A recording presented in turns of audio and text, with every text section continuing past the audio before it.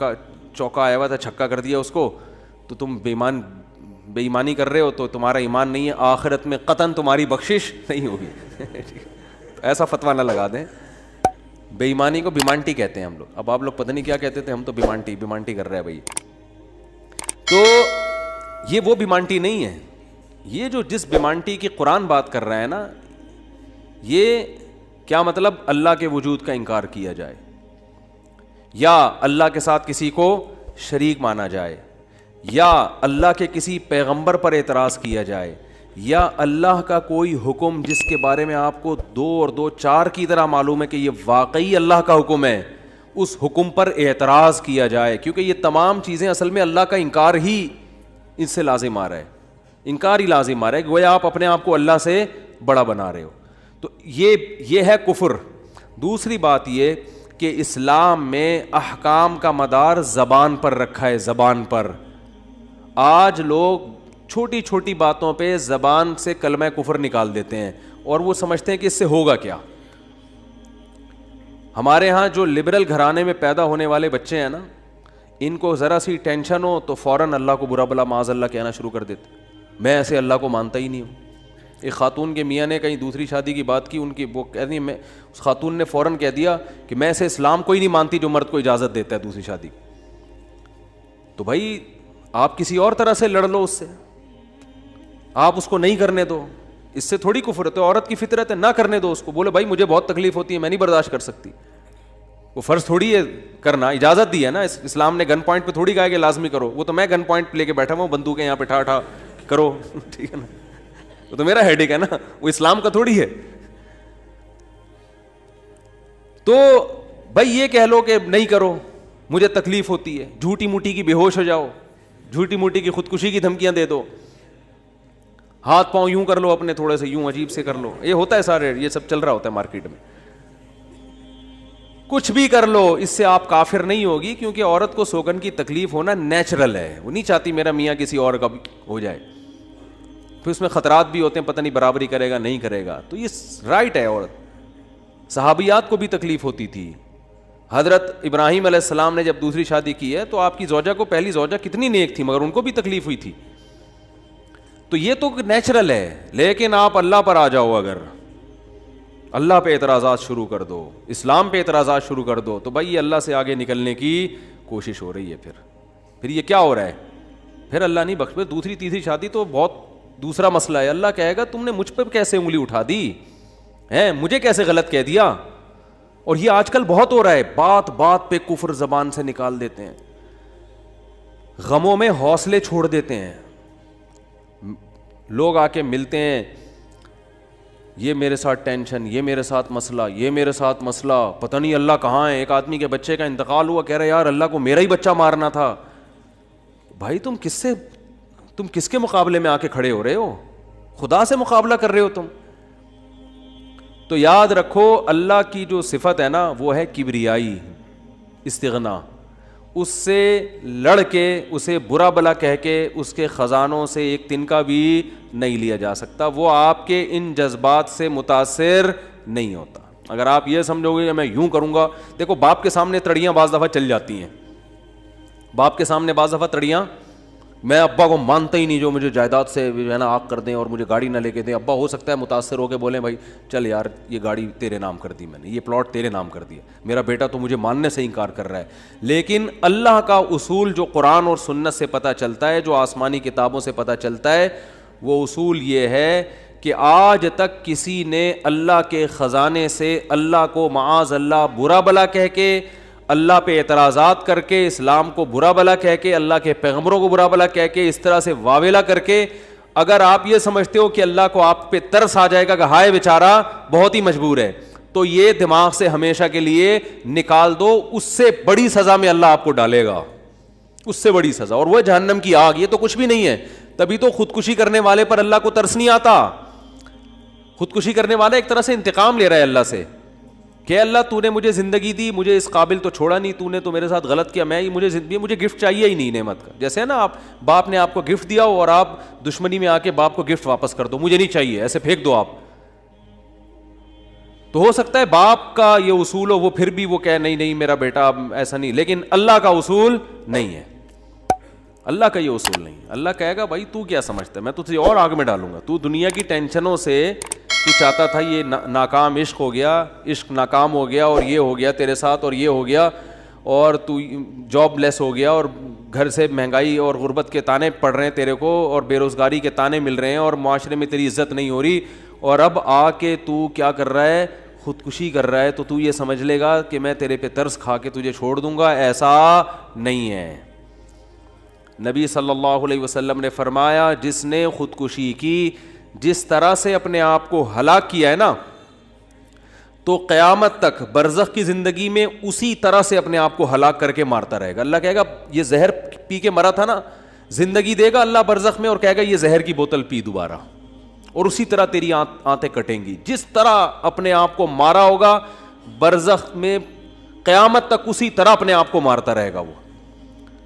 یہ بہت بڑی غلط فہمی ہے کہ ہم واویلا کر کے اللہ کو اپنی طرف متوجہ کر سکتے ہیں, ہم زبردستی کر کے اللہ کو اپنی طرف مائل کر سکتے ہیں.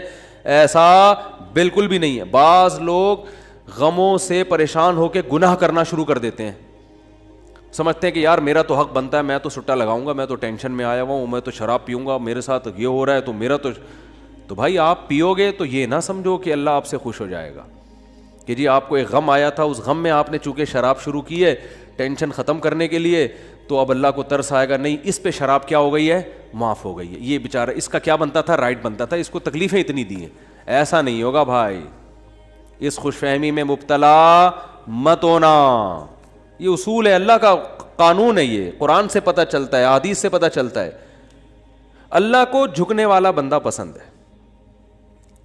جو اللہ بنانا چاہتے ہیں نا اپنی مخلوق کو, وہ کیا بنانا چاہتے ہیں, میں تمہارے ساتھ اچھا سلوک کروں برا سلوک کروں, تم بندے ہو, بندے بن کے رہو, ٹھیک ہے نا, کیا رہو, تم نے بس دعا ہی مانگنی ہے, اللہ یہ سب میرے ساتھ جو ہو رہا ہے یہ ٹھیک کر دے, میں ٹھیک کروں نہ کروں, تم نے ساری عمر کیا کرنا ہے, بس یہی مانگنا ہے کہ اللہ ٹھیک کر دے, اللہ محتاج ہیں, اللہ یہ بھی ٹھیک ہو جائے, اللہ یہ بھی ٹھیک ہو جائے, اللہ بے روزگار ہوں روزگار دلا دے, میری مرضی روزگار دوں یا نہیں دوں, نہیں بھی دوں تم نے یہی کہنا ہے اللہ دلا دے.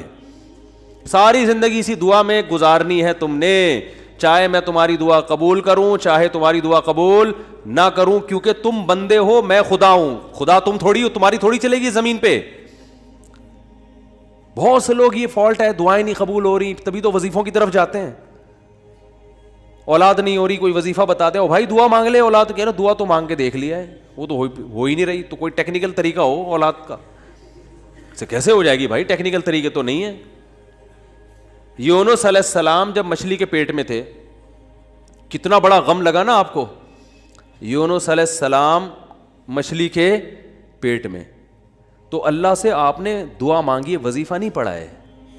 وظیفے پڑھنا بھی جائز ہے اگر کوئی قرآن و آیتیں ہیں تو کوئی گناہ نہیں ہے, لیکن جو اصل جو اسلام کی روح ہے وہ کیا ہے, دعا. تو یونس علیہ السلام نے مچھلی کے پیٹ میں دعا مانگی, لا الہ الا انت سبحانک.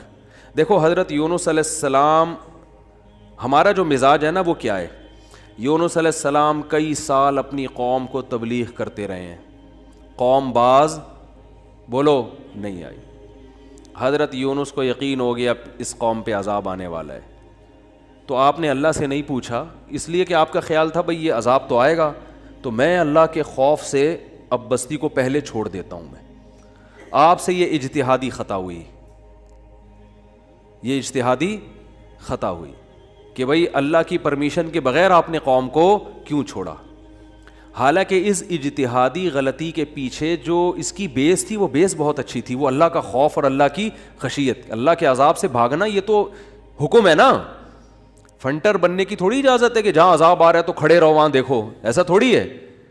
قوم لوط پر جب عذاب آیا تو جو اہل ایمان تھے ان کو حکم تھا پیچھے مڑ کے بھی نہیں دیکھنا ہے, اس عذاب کو دیکھنے کی بھی اجازت نہیں, ڈرو اس سے بھاگو.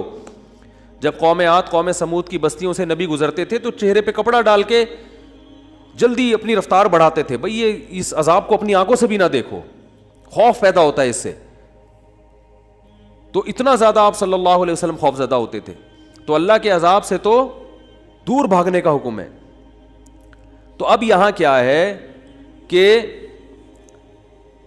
کیا بات چل رہی تھی یار, حضرت یونس علیہ الصلاۃ والسلام اللہ کے عذاب کے ڈر سے اپنی قوم کو چھوڑ کر نکل گئے. یہ بیس بالکل ٹھیک ہے بھائی. جب اللہ کا وعدہ بھی یہی ہے کہ جو قوم ایمان نہیں لے کر آئے گی تو میں اس کو تباہ کر دوں گا, تو حضرت یونس علیہ السلام کو خیال ہوا کہ بھائی یہاں سے نکل جاؤ. جب بیٹھے ہیں کشتی میں, کشتی ڈوبنے لگی تو ملا نے کہا بھائی وزن کشتی میں زیادہ ہے, ایک آدمی کو نیچے اترنا پڑے گا ورنہ سب ڈوب جائیں گے. کون اترے گا بھائی؟ قرآن اندازی ہونی چاہیے. قرآن اندازی میں نام کس کا آیا؟ یونس علیہ السلام. تو بتاؤ ہم ہوتے, ہم کہتے ساری زندگی تبلیغ کرتا رہا, اب جب عذاب آنے والا ہے تو اللہ کے خوف سے ہی نکلا میں, اس کا صلہ یہ مل رہا ہے کہ ڈوبنے والا کون ہے؟ بولو, میں ہی ہوں. بھائی مجھے تو زیادہ پروٹوکول, اللہ تعالیٰ کو 6 کشتیاں میرے لیے پہلے سے سمندر میں رکھنی چاہیے تھی نا. کیا ہو گیا؟ یہ ہماری سوچ تو یہی ہے کہ میں نے چونکہ فجر کی نماز پڑھی ہے تو میری دکان پہ کسٹمر 6 گنا زیادہ آنے چاہیے. پیسے سارے وہ کما رہے ہیں, نمازیں میں پڑھ رہا ہوں. اچھا میرے پر لوگ اعتراض یہ بھی کرتے ہیں کہ احتیاط اس نے کی, اس کو کرونا ہو گیا, اس نے احتیاط نہیں کی, اس کو نہیں ہوا, یہ مفتی لوگوں کو الو بنا رہا ہے. تو بالکل یہی ہے کہ نماز میں پڑھ رہا ہوں, روٹی کس کو مل رہی ہے؟ اس کو مل رہی ہے. احتیاط میں کہہ رہا ہوں, وہ کرونا بھی مجھے ہی ہو رہا ہے. ٹھیک ہے نا, ٹھیک ہے نا. تو اب اللہ سے تھوڑی کوئی لڑ سکتا ہے بھائی, تو اللہ کی مرضی. جو اب احتیاط کے باوجود بھی کسی کو بیماری لگا دے, اور ایسے ہے گلے مل رہے ہیں اور روزانہ چھینک رہے ہیں ایک دوسرے کے منہ پہ, انہیں کچھ نہیں ہو رہا, وہ تو اب اللہ کی مرضی. اللہ سے تھوڑی کوئی لڑ سکتا ہے. لیکن ہم تو ظاہر کے مکلف ہیں نا, ہم تو اسباب کے مکلف ہیں, تو اس لیے حکم دیا جاتا ہے احتیاط کا. تو خیر, جب تک کرونا ختم نہیں ہوگا ہم بھی آپ کا پیچھا نہیں چھوڑیں گے, یہ ذہن میں رکھو آپ. تھوڑا تھوڑا جیسے 4 شادیاں آتی ہیں نا تڑکے میں, اس طرح یہ بھی آتا رہے گا تڑکے میں, کیونکہ لوگ نہیں کر رہے احتیاط تو کیا کریں. اچھا خیر, بات کہاں چل رہی تھی؟ تو یونس علیہ السلام کی جگہ ہم ہوتے تو بھائی ہماری حالت کیا ہوتی ہے. اللہ, جیسے تبلیغ میں ہم میں سے کوئی گیا ہوا ہوتا 4 مہینے کے لیے, 4 مہینے کے لیے تبلیغ میں نکلے ہوتے, اللہ کے راستے میں واپس آ رہے ہوتے تو پتہ چلا کچھ یعنی کنوینس ہی نہیں مل رہی, پولیس والے پکڑ کے لے گئے, کسی کیس میں بند کر دیا, تو کیا وسوسے آتے ہیں دماغ میں. جیسے حج کرنے گئے نا, ایک آدمی حج کرنے گیا, لٹ گیا وہاں پہ نا جیب کتروں نے, تو وہ کہہ رہے اللہ میں نے تو سنا تھا حاجی تیرے مہمان ہوتے ہیں, تو ہم نے تو دنیا میں کسی کو نہیں دیکھا کسی نے اپنے مہمان کس کی یہ انسلٹ کی ہو. ٹھیک ہے نا, ہم نے تو نہیں دیکھا. میں تیرا مہمان بن گیا اور کچھ بھی نہیں بچا میرے پاس, سب کچھ ہی لٹ گیا. تو جلا ہوا آدمی تھا. تو یونس علیہ السلام کی جگہ کوئی اور ہوتا, ہم جیسے نالائق ہوتے, تو ہم کہتے ہیں اللہ ساری زندگی قوم کی مخالفت لے کے تبلیغ کرتا رہا, اپنا تن من دھن لگا دیا, نہ کاروبار کی طرف توجہ, نہ کوئی پیسے کمانے, جو روکھی سوکھی ملی کھا لیا. پیغمبروں کا تو کوئی اجرت بھی نہیں ہوتی, وہ تو بالکل ہی اللہ توکل پہ چل رہے ہوتے ہیں. اے اللہ غربت میں وقت گزارا, کبھی کھانے کو ملا نہیں ملا, بس تیرے دین کو فوکس کیا. اب جب عذاب آنے والا ہے تیرا اس قوم پہ, تو تیرے خوف سے نکلا میں, جو تیرا ہی حکم ہے کہ مجھ سے ڈرو, میرے عذاب سے ڈرو. اب کم از کم کوئی 2-4 کشتیاں یا ہوائی بحری جہاز کوئی کھڑا ہوا ہوتا میرے استقبال میں, اور اگر نہیں تھا میں نے اپنے خرچے سے پہ کشتی لی ہے میں نے. ٹھیک ہے نا, ذمہ داری کس کی بنتی تھی؟ اللہ, ذمہ داری تیری بنتی تھی کہ کشتی کا انتظام تیری طرف سے ہو. بھائی گورنمنٹ اگر کسی فوجی کو کسی مہم پہ بھیجتی ہے, اب جو امریکہ کے فوجی افغانستان آئے ہوئے ہیں ان کو باعزت واپس نکالنا کس کی ذمہ داری ہے؟ بولو نا, امریکہ کی ذمہ داری ہے نا. تو تبھی تو فوجی کہہ رہے ہیں بھائی تم نے ہمیں عزت کے ساتھ جب بھیجا ہے تو عزت کے ساتھ پٹھانوں سے بچا کے نکالنا کس کی ذمہ داری ہے؟ یہ امریکہ کی ذمہ داری ہے نا. تبھی امریکہ قطر میں کوشش میں لگا ہوا ہے کہ بھائی یہ کسی طرح اپنی عزت بچا کے واپس آ جائیں گے. اور بالکل صحیح کر رہا ہے امریکہ اپنے لحاظ سے, اس کا فرض بنتا ہے جب آپ نے فوجیوں کو بھیجا تو واپس بھی تو لے کر آؤ نا ان کو. تو بالکل میرے بھائی یہ بات ذہن میں آ سکتی تھی یونس علیہ السلام کے کہ اللہ یہ سب میں نے تیرے لیے کیا ہے, اب تیرا عذاب آ رہا ہے تو مجھے تو یہاں سے فرار ہونا ہے بستی سے, تو کشتی کا انتظام کرنا میرے ذمے نہیں ہے بلکہ کس کے ذمے ہے؟ تیرے ذمے. چلو میں نے اپنے خرچے پہ کر لی. اب اللہ تو خود ہی اگر ڈوب رہی, اول تو ڈوبنی نہیں چاہیے, تجھے تو یہ طاقت ہے کہ 100 آدمی بھی کشتی میں بیٹھ جائیں, جب تک تیری مرضی نہیں ہوگی کشتی کلٹی, بولو, نہیں ہوگی, یہ نہیں کلٹی ہو سکتی. دوسری آزمائش تو نے یہ آزمائش میں ڈال دے کہ کشتی کلٹی ہو رہی ہے. اور اگر کلٹی ہو بھی رہی ہے تو ایسے ایسے نالائق لوگ اس کشتی میں بیٹھے ہوئے ہیں.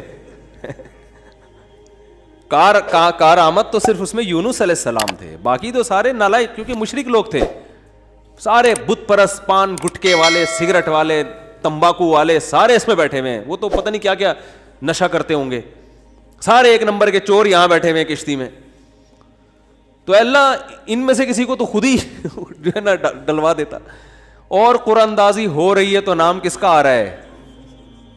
میرا نام آ رہا ہے, جس نے ساری زندگی تبلیغ کی. تو اور پھر کمال یہ کہ بڑی آزمائش کیا کہ چلو کشتی میں اگر چھلانگ لگا کے نیچے گرنا ہی تھا, ان لوگوں نے ڈال دیا, بھائی آپ کا نام آیا, آپ کو اترنا پڑے گا. تو تیرنے کا آپشن ہوتا ہے, کہیں تیرتے رہیں گے, کوئی ٹیلا آ گیا وہاں بیٹھ گئے, یا کسی نے دیکھ لیا کوئی رسی پھینک دی, جیسے یا کہیں کنارے پہ اتر گئے, جیسے ہی چھلانگ لگائی ہے ایک اور بڑی آفت, سمندر کی مچھلی نے آپ کو نگل لیا. کتنا خوف, ایک حرف زبان سے ناشکری کا نہیں نکل رہا پیغمبر کی, کہ اللہ مروا دیا تو نے. تو یہ کیا خوف ہوتا ہے, سمندر کا اپنا ایک خوف ہے بھائی, کبھی یہاں نہیں سمجھ میں آئے گا, جاؤ سمندر میں جا کے پتہ چلے گا. اور قرآن سے پتہ چلتا ہے رات کا وقت تھا, اندھیرا تھا, اندھیرے میں بہت, کیونکہ فنادا فی الظلمات, فی الظلمہ نہیں ہے کہ اندھیرے میں پکارا, اندھیروں میں پکارا. پتہ چلا کہ بہت سارے اندھیرے تھے, یعنی ایک مچھلی کے پیٹ کا اندھیرا, ایک سمندر کی تہ کا اندھیرا, اور ایک رات کا اندھیرا. کس قدر خوف. بتاؤ آج کسی کو ایسی ٹینشن ملتی ہے؟ آج یہی ٹینشن ہے. ابا نے اس دن چپیٹ لگا دیا تھا کھینچ کے, اور بھائی تمیز سے بات نہیں کر رہا, بیگم کنٹرول میں نہیں ہے, اور مفتی صاحب کا بیان سن کے اللہ کی خاطر شادی کی تھی, پھنس گئے. ایک آدمی میرے پاس آیا, کہنے لگا مفتی صاحب میری بیوی کی نا شکل اچھی ہے اور نہ بات کرنے کا انداز اچھا ہے. تو مجھے خود بتا رہا تھا, کہہ رہا اتنی بد اخلاق ہے. میں اس سے کہتا ہوں اگر تیری شکل بھی اچھی ہوتی نا, میں تیری بد اخلاقی برداشت کر لیتا. چلو یار, پتہ نہیں جھوٹ بول رہا تھا سچ بول رہا تھا, اللہ ہی جانے. اب یہ کوئی ٹینشن ہے بتاؤ؟ اصل ٹینشن تو وہ ہے نا. اچھا لوگ کہہ رہے ہوتے ہیں وہ ہو جاتا نا اچھا تھا, ہم سمندر میں ڈوب جاتے اچھا تھا. او بھائی ابھی ڈوب ہی نہیں رہے ہو اس لیے کہہ رہے ہو اچھا تھا. جب ڈوبنے لگو گے تو وہی کیفیت ہوگی. وہ جو پھندا آ گیا تھا نا درخت سے, ایک آدمی کہتا نا اللہ موت دے دے زندگی سے, تو وہ کسی نے پھندا پھینک دیا اوپر سے اور یہ کہا کہ میں اللہ ہوں, اس میں گردن ڈال لے اٹھا لوں گا. تو وہ کہتا ہے یہاں تو کوئی مذاق بھی نہیں کر سکتا ہے اللہ. تو وہ جب آتی ہے نا اپنے اوپر تو پھر یہ کنڈیشن ہوتی ہے. تو یونس علیہ السلام پر جو آزمائشیں آئیں, کتنی بڑی بڑی آزمائشیں, مچھلی کا پیٹ اور نگل گئی مچھلی. مچھلی اکثر ثابت نگلتی ہے, ذرا بھی شکایت, کیونکہ ہم بندے ہیں بھائی, ہماری جو ڈیوٹی ہے ہم نے وہ کرنی اور چھوٹا بن کے رہنا ہے. ہم نے اللہ کے سامنے یہ نہیں کرنا یہ کیا ہو رہا ہے, ایسا کیوں ہو گیا, میں تو تبلیغ کے لیے نکلا تھا, میرے ساتھ یہ ناانصافی. یہ نہیں ہوتا. یہ اصول قرآن کیوں یہ واقعہ ذکر کر رہا ہے؟ یونس علیہ السلام اللہ کے برگزیدہ پیغمبر ہیں. ہمارے حضرت فرمایا کرتے تھے یہ محبت کی چٹکیاں ہوتی ہیں. انسان کو جس سے محبت ہوتی ہے تو اس کو ستاتا ہے, اور یہ ستانا تکلیف برائے تکلیف نہیں, اس کے درجات کو بلند کرنا. یہ محبت کا اظہار ہے کہ میرا ایسا بندہ ہے, ایسا پیغمبر ہے, کتنی آزمائشوں میں ڈالا, زبان سے ایک حرف ناشکری کا نہیں نکل رہا, ساری اپنی طرف منسوب کہ میری غلطی ہے, میری غلطی ہے, میری غلطی ہے, میں غلط ہوں. تو قرآن کے الفاظ دیکھو, جب مچھلی نے نگلا ہے اور سمندر کی تہ میں گئی اندھیروں در اندھیرے, تو یونس علیہ السلام نے فنادا فی الظلمات, اندھیروں میں کیا پکارا, لا الہ الا انتا, اے اللہ تیرے سوا کوئی غلامی کے لائق نہیں ہے, میں تیرا غلام ہوں. انی کنت من الظالمین, میں ہی غلط ہوں, تو غلط نہیں ہے, مجھ سے کوئی غلطی ہوئی ہے اور میں تجھ سے استغفار کرتا ہوں. ان کو احساس ہو گیا کہ میں جو بغیر پرمیشن کے آیا ہوں, شاید یہ اس لیے ہو رہا ہو میرے ساتھ. دیکھو اپنے آپ کو غلط ثابت کرنے کے لیے دلائل تراشے جا رہے ہیں. کوئی اللہ نے وہی تھوڑی کی تھی اس وقت کہ آپ غلط ہیں. بس اس عمل سے اندازہ ہو گیا کہ بھائی اور تو میں نے کوئی, مجھے نہیں لگتا میرے سے کوئی گناہ ہوا ہو, تو مجھے لگتا ہے کہ یہ ہے جس کی وجہ سے اللہ کیا ہے، مجھ سے ناراض ہے. تلاش کر رہے ہیں، کوئی اپنی مسٹیک تلاش کریں، اپنے آپ کو غلط کہیں تو لا الہ الا انت سبحانک، اے اللہ تو ہر عیب سے پاک ہے. کیا مطلب؟ تو میرے ساتھ غلط نہیں کر سکتا، یہ میرا ہی کوئی عمل ہے جس کی وجہ سے ایسا ہو رہا ہے. تو تھوڑی غلط ہے، تو ہر عیب سے پاک ہے، تو ظالم تھوڑی ہے، میری غلطی ہے، میں غلط ہوں. کیا اللہ کے رحمت کے خزانے حرکت میں آتے ہیں. فَالْتَقَمَهُ الْحُوتُ وَهُوَ مُلِيمٌ، قرآن کہہ رہا ہے مچھلی نے نگلا اس حال میں کہ یونس علیہ السلام اپنے آپ کو ملامت کر رہے تھے. جب مچھلی کی نگل رہی تھی اس وقت بھی اپنے آپ کو ملامت کر رہے ہیں، اپنے آپ کو برا بلا کہہ رہے ہیں، میں غلط، میں نے غلط کیا. تو جب مچھلی کے پیٹ میں جا کے توبہ استغفار کی ہے تو اللہ کی صفت استغنا دیکھو. اللہ فرماتے ہیں لولا انہ کان من المسبحین، اگر یونس اپنی غلطی کا اعتراف نہ کرتے للبث فی البطن الی یوم یبعث فی بطنہ الی یوم یبعثون، قیامت تک اسی کے پیٹ میں رہتے، وہ نہیں نکلتے.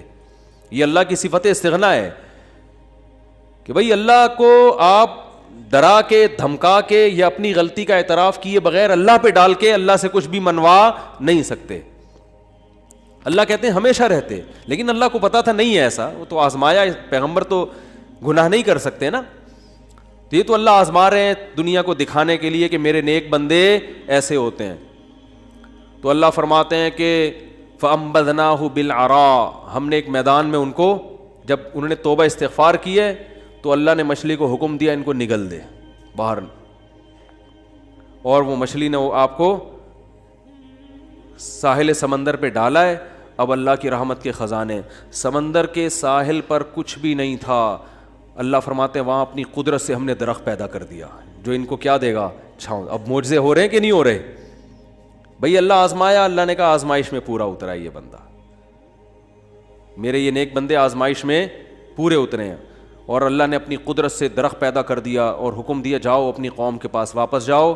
قوم سے عذاب ٹل گیا. ہوا یہ تھا کہ جب یونس علیہ السلام کو یقین ہو گیا عذاب آ رہا ہے تو یونس علیہ السلام جیسے ہی نکلے، وہ قوم تھی ہوشیار، اس کو اندازہ ہو گیا کہ بھائی یہ جب تک ہم میں تھے تو عذاب کا چانس نہیں تھا، یہ گئے ہیں تو اب واقعی آئے گا. تو عذاب دیکھے بغیر انہوں نے توبہ تائب شروع کر دی، تو اللہ نے وہ عذاب آنے والا ان سے کیا کر دیا، ٹال دیا. یہ ہے اللہ کی رحمت. اللہ کے غضب پہ کیا رہتی ہے، بولتے کیوں نہیں بھائی، غالب. تو یہ واقعہ بھی ثابت ہو گیا، رحمت ہمیشہ گراف اللہ کا اوپر رہتا. ہاں عذاب دیکھ لیتے اور مذاق اڑاتے، جیسے قوم عاد نے مذاق اڑایا. فلما رأوه عارضا مستقبل اودیتہم، جب انہوں نے بادلوں کو اپنی طرف آتے ہوئے دیکھا، پیغمبر بتا رہے ہیں کہ یہ عذاب ہے، تو کہہ رہے ہیں ھذا عارض ممطرنا، کوئی عذاب نہیں ہے بھائی، بادل تو آتے ہیں برستے بھی ہیں، کوئی نارمل. وہ تو آخری دم تک ڈٹے ہوئے تھے. اب کیونکہ اللہ کی صفت غضب بھی ہے، رحمت غالب تو رہتی ہے، لیکن ایسا نہیں ہے کہ غضب ختم ہی ہو گیا ہے. پھر اللہ نے عذاب بھیجا اس قوم پہ. 7 دن 8 راتیں تیز ہوائیں چلی ہیں، 8 دن 7 راتیں، اور ایسا اٹھا کے اس قوم کو پٹخائے کہ اللہ فرماتے ہیں کأنہم اعجاز نخل خاویہ. 1 ہفتے کے بعد ایسا لگ رہا تھا کھجور کے تنے ہیں جو اوندھے پڑے ہوئے ہیں. بڑے بڑے قداور لوگ تھے وہ. اللہ نے تو اس لیے میرے بھائی جب کوئی غم آئے، پریشانی آئے تو واویلا نہ مچایا کرو، رونے دھونے کی اجازت ہے. یہ بے صبری نہیں ہے، جب انسان کو غم ہوتا ہے روتا بھی ہے، ہائے ہوئے بھی کرتا ہے، لیکن اللہ کو برا بلا کہنا شروع کر دینا، میرے ساتھ اللہ یہ کر رہا، میرے ساتھ اللہ میں ہی میرا ہوں اللہ کو. آپ کا کام ہے غلامی، مانگتے رہنا ہے، مانگتے رہنا ہے، مانگتے رہنا ہے. اکثر ایک واقعہ علماء بتاتے ہیں، کتابوں میں لکھا ہوا ہے کہ ایک بزرگ حج کرنے جاتے تھے، حج کرنے کے بعد ندا آتی تھی قبول نہیں ہوا. کیا ندا آتی تھی؟ قبول نہیں ہوا. تو وہ دوبارہ چلے جاتے اگلے سال. جب حج کرتے پھر ندا آتی قبول نہیں ہوا، وہ پھر چلے جاتے. تو کسی نے کہا کہ آپ خود ہی بتاتے ہو کہ جب میں حج سے فارغ ہوتا ہوں آسمان سے ایک ندا آتی ہے کہ قبول نہیں ہوا، تو پھر کیوں جاتے ہو بار بار. تو انہوں نے کہا بھائی میرا کام ہے حج کرنا، اپنی کوتاہیوں کی اصلاح کرنا، قبول کرنا کس کا کام ہے؟ اللہ کا. اب اللہ سے تو لڑ تھوڑی سکتا ہوں. اور یہ بھی نہیں ہے کہ اب فنٹر نہیں بنو کہ اب تو ہم نہیں جائے گا بھائی، اب تھوڑی 2 دفعہ چلے گا، 3 دفعہ چلے گا، ہر دفعہ یہ آواز آ رہی ہے اب تھوڑی ہمارے پاس اور بھی دنیا میں غم ہے بھائی، یہ حج ہی کرتے رہیں گے کیا؟ یہ ہوتا اصل میں لوگوں کا یہ رویہ ہو گیا ہے. دعا میں بہت ہو رہی ہے یار، ہم نے دعا مفتی صاحب 6 دفعہ دعا مانگ لی پھر بھی فائدہ نہیں ہو رہا. اب یہی تھوڑی کہ دعا مانگتے بول نہیں رہے ہوتے, مفتی صاحب سے ڈر رہے ہوتے ہیں تو بھائی اتنا اللہ سے ڈر لو. وہ بعض تو بول بھی دیتے ہیں. تو بھائی 6 دفعہ 10 دفعہ 100 دفعہ دعا مانگنے میں کیا جا رہا ہے یار. اللہ کے سامنے ہاتھ اٹھا کے مانگنے سے زیادہ بھی کوئی مزیدار عمل ہو سکتا ہے. نہیں قبول ہو رہی, اہل اللہ کہتے ہیں نہیں قبول ہو رہی نا, اس میں مانگنے میں اور زیادہ مزہ ہے. ٹھیک ہے نا, اس میں مانگنے میں یہ اللہ ایمان کا امتحان لے رہا ہے. تو ہم غیب پر ایمان کے دعوے دار ہیں. اللہ تو نہ قبول کر, ہم تو مانگتے رہیں گے. ہمیں مزہ اسی میں آتا ہے. حضرت عمر رضی اللہ تعالی عنہ کا قول ہے کہ مجھے اس سے غرض نہیں ہے کہ میری دعا قبول ہو رہی ہے کہ نہیں ہو رہی, یہ تو میرا کام ہی نہیں ہے کہ یہ اللہ کی ذمہ داری ہے, یہ ہماری ٹینشن. یہ تو میں حضرت عمر کے الفاظ اپنی زبان میں بتا رہا ہوں, یہ ہماری ٹینشن ہے ہی نہیں. یہ تو اللہ کا کام ہے نا, قبول کرنا تو اس کا کام ہے. فرمایا مجھے اس کی فکر ہوتی ہے کہ دعا مانگنے کی توفیق مل رہی ہے کہ نہیں مل رہی. ایسا نہ ہو مایوسی اتنی پیدا ہو جائے کہ دعا مانگنے ہی کی توفیق چھن جائے. یہ ڈینجرس ہے, یہ خطرناک ہے کہ اللہ نے آپ کو اپنے در سے محروم کر دیا, ہاتھ اٹھانے کی توفیق سلب کر لی. اور آج لوگوں میں یہ نظر آتا ہے دعا مانگنے کی توفیق نہیں مل رہی کیونکہ ان کی پوری نظر اسباب پہ ہوتی ہے, اللہ پہ نظر ختم. یہ بہت خطرناک ہے. دیکھو اسباب پہ نظر رکھو گے, ہو سکتا ہے اسباب اختیار کر کے کام تو ہو جائے, لیکن اللہ کی جب عدالت میں کیس لے کے جاؤ گے, فائل داخل کرو گے, وہاں سے جو کام جب منظور ہوگا نا, اس کام کی نوعیت میں اور آپ کے کام کی نوعیت میں زمین اور آسمان کا فرق ہوگا. جب اللہ کے سامنے کیس لے گئے, کام خراب بھی ہوگا تو بنے گا, اور جب اسباب پہ نظر رکھو گے بنے گا بھی تو ہو سکتا ہے اس میں خیر نہ ہو, یہ کوئی الٹا کام ہو رہا ہو. جس کام سے آپ نے اللہ کو نکال دیا اب اس میں خیر کی توقع نہ رکھیں.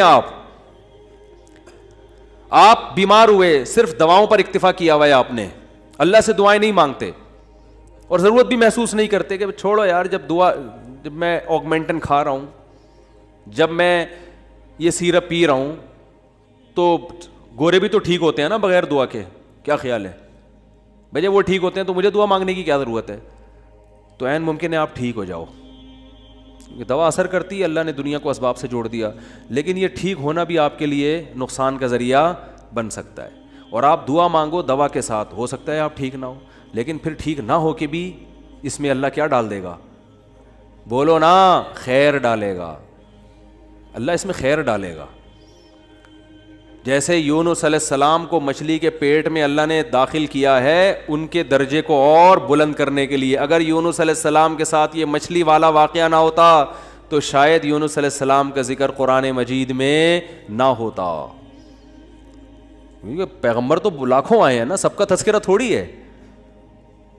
اور نبی صلی اللہ علیہ وسلم نے حضرت یونس کی فضیلت الگ سے بیان کی ہے. فرمایا لا تفضلونی علی یونس, مجھے یونس پر فضیلت مت دو. حالانکہ دیکھو یہ تو اجماعی عقیدہ ہے کہ ہمارے نبی تمام پیغمبروں سے افضل ہیں, لیکن کیا مطلب نام لے کے میرے مقابلے میں یونس کو نہ لے کر آؤ کہ میں ان سے زیادہ افضل ہوں. کیوں؟ کیونکہ اس میں اس بات کا امکان تھا کہ شاید اس واقعے کی وجہ سے لوگ یونس علیہ السلام کی توہین نہ کر رہے ہوں کہ وہ اللہ کی پرمیشن کے بغیر چلے گئے تھے. تو کہیں اس واقعے کو بنیاد بنا کے لوگ ایسا نہ ہو کہ کہیں کہ ہمارے نبی تو افضل ہے, یونس علیہ السلام افضل نہیں ہے, کیونکہ ہمارے نبی تو بغیر پرمیشن کے کوئی کام نہیں کیا اور یونس علیہ السلام تو اللہ کی پرمیشن کے بغیر چلے گئے تھے. اس لیے نبی نے اس کانسیپٹ کو درست کرنے کے لیے, کلیئر کرنے کے لیے کہ کہیں تمہارے ذہن میں یہ چیز نہ ہو, اس لیے کیا مطلب حدیث کا کہ یونس علیہ السلام کا نام لے کے دونوں کو مجھے ان کے مقابلے میں لا کے کھڑا مت کرو, اور یہ مت کہو کہ محمد صلی اللہ علیہ وسلم حضرت یونس سے افضل ہیں.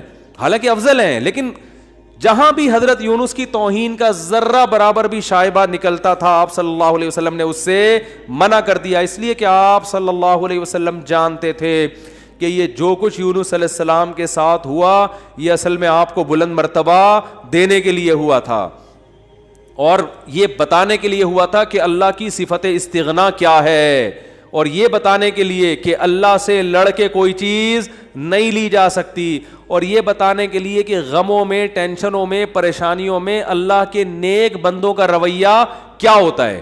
اور میں آپ کی جنرل نالج کے لیے ایک بات یہ بھی بتا دوں کہ جس کا یہ لائف اسٹائل ہوگا نا وہ ٹینشنوں میں بھی خوش رہے گا.